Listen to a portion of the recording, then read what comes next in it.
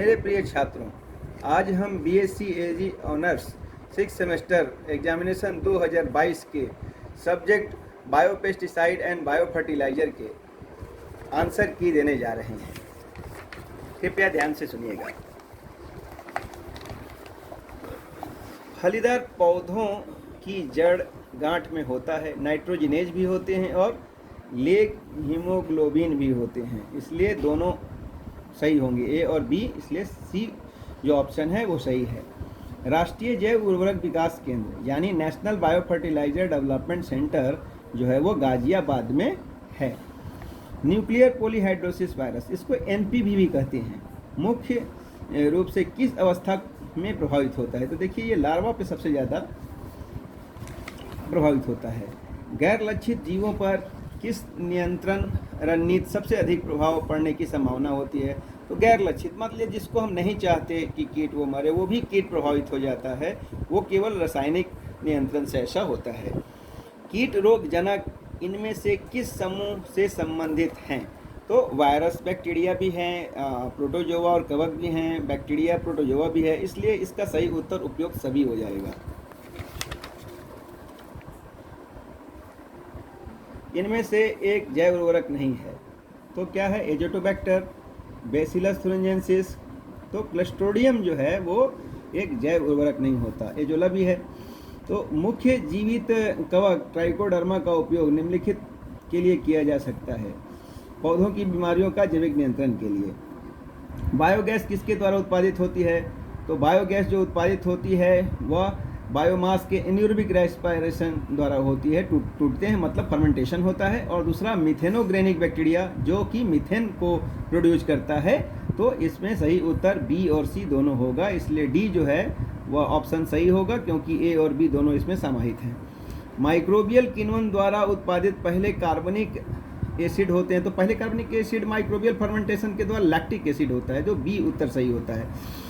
मवेशियों के गोबर से मीथेन उत्पादन के बाद बचा हुआ अवशेष जो होता है वो हम खाद के रूप में उपयोग कर सकते हैं।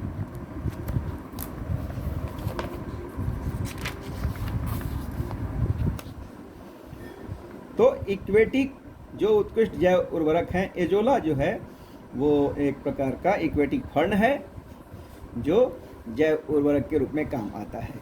एजोला का कौन सा जीवित जीव जैव उर्वरक के रूप में काम करता है?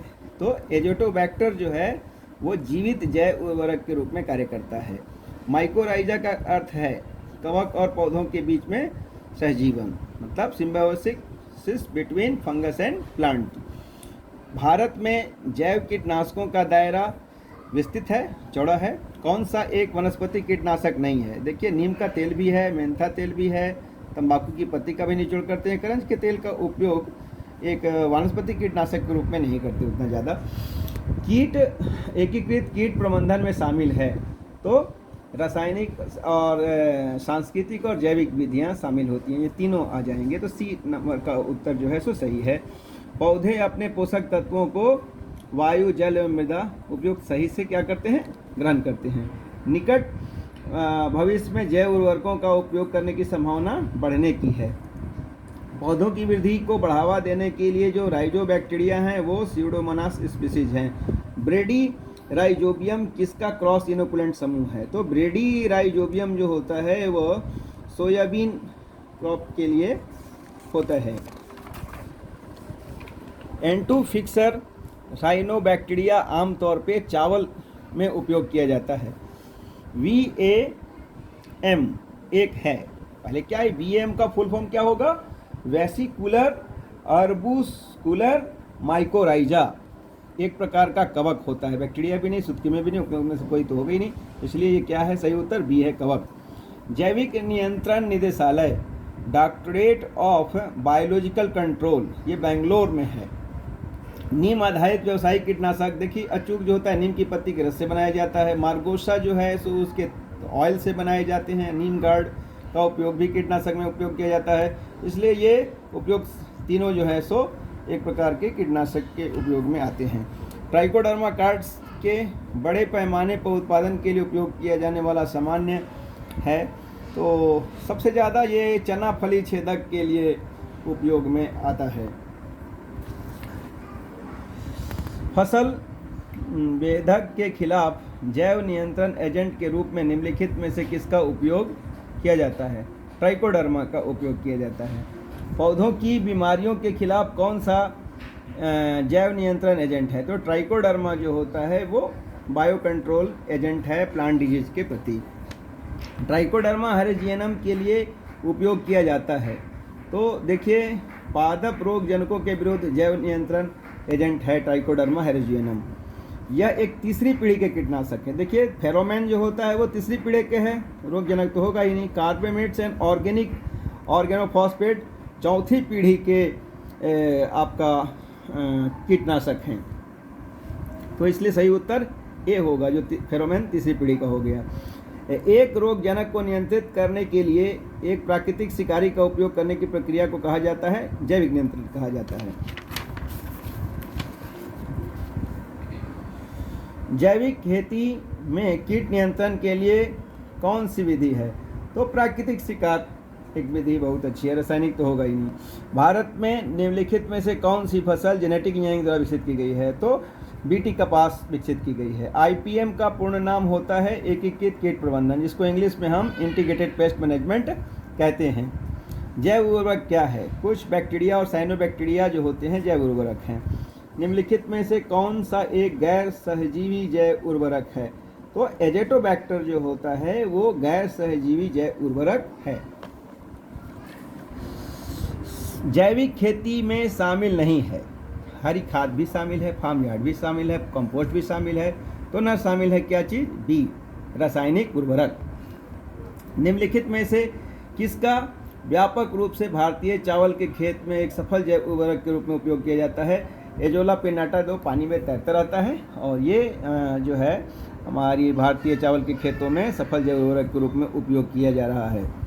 निम्नलिखित में से कौन सा एरोबिक नाइट्रोजन स्थिरीकरण जीवाणु है? एजोटोबैक्टर। ए उत्तर सही होगा। बायो फर्टिलाइजर जीवित जीव है। तो बायो फर्टिलाइजर जीवित जीव है। मृदा पोषक तत्वों के संवर्धन को लाना, सही बात। पारिस्थितिकी लाभों को अधिकतम करना, ये भी सही है। पर्यावरणीय खतरों को कम करना, ये भी सही है। तो इसलिए तीनों ऑप्शन ऊपर के सही हैं। तो डी में क्या लिखा है? उपयुक्त सभी। डी का उत्तर सही होगा। सही कथन चुनिए। फलीदार फसलें नाइट्रोजन स्थिरीकरण नहीं करती, गलत बात। फलीदार फसलें बैक्टीरिया से स्वतंत्र नाइट्रोजन स्थिरीकरण करती है, ये भी ऐसा नहीं है। फलीदार फसलें में अपनी जड़ों में बैक्टीरिया के माध्यम से नाइट्रोजन स्थिरीकरण करती है, सी उत्तर सही है। फलीदार फसलें अपनी पत्तियों में बैक्टीरिया के माध्यम से नहीं होता नाइट्रोजन का स्थिरीकरण, इसलिए सी उत्तर सही है। निम्नलिखित में कौन सा जैव उर्वरक नहीं है? तो माइकोराइजा जैव उर्वरक, राइजोबियम जैव उर्वरक, नॉस्टेक जैव उर्वरक, एग्रोबैक्टीरियम जो है सो जैव उर्वरक नहीं है। तो सी उत्तर इसका होगा जो एग्रोबैक्टीरियम। सोयाबीन फसल के लिए जैव उर्वरक के रूप में निम्नलिखित में से किसका उपयोग किया जाता है? तो सोयाबीन में जैव उर्वरक के लिए राइजोबियम, क्योंकि ये दलहनी फसलें हैं, दलहनी फसलों के जड़ों में राइजोबियम ज़्यादातर होता है, इसलिए ये राइजोबियम होगा। अगर से प्राप्त होता है, गैलेडियम स्पीसीज से भी होता है, लाल शैवाल से, रेड एल्गी से भी होते हैं, समुद्री खरपतवार से भी प्राप्त होते हैं, इसलिए ये तीनों हैं उपयोग सभी। निम्नलिखित में से कौन सा फॉस्फेट घुलनशील जीवाणु का उदाहरण है? सुडोमोनास एस्टेरियाटा भी होता है, बेसिलस सबटिलिस भी है, बेसिलस मेगाथीरियम भी है, ये तीनों ऊपर की सही हैं, इसलिए डी उपयुक्त सभी। माइकोराइजा में पुटिकाओं को कहा जाता है। माइकोराइजा में पुटिकाओं को पोषक तत्वों के भंडार गृह होते ही हैं और अवशोषण का भी कार्य करते हैं, तो इसलिए ये सी उत्तर जो है ए और बी दोनों सही होगा। एजोला जैव उर्वरक का उपयोग करके चावल के खेतों में उपज को 20% तक बढ़ा सकते हैं हम लोग। जैव उर्वरक के मुख्य स्रोत हैं बैक्टीरिया भी है, कवक है, साइनोबैक्टीरिया है, इसलिए उपयुक्त सभी हो जाएगा। माइकोराइजा किसमें सहायक होता है?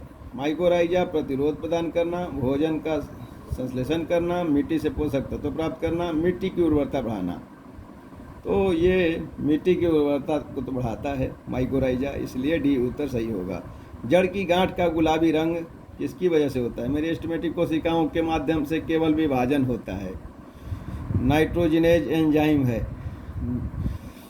जो नाइट्रोजन को वो फिक्स करने में मदद करता है। लेग हीमोग्लोबिन, यह सही उत्तर है कि जड़ की गांठ का गुलाबी रंग इसकी वजह से आता है। फलीदार पौधे और राइजोबियम दिखाते हैं सिम्बायोटिक एसोसिएशन, मतलब सहजीवी संघ। स्पोरोफाइटिक एसोसिएशन में जो मृतोपजीवी जब कोई बैक्टीरिया या फंगस लगते हैं।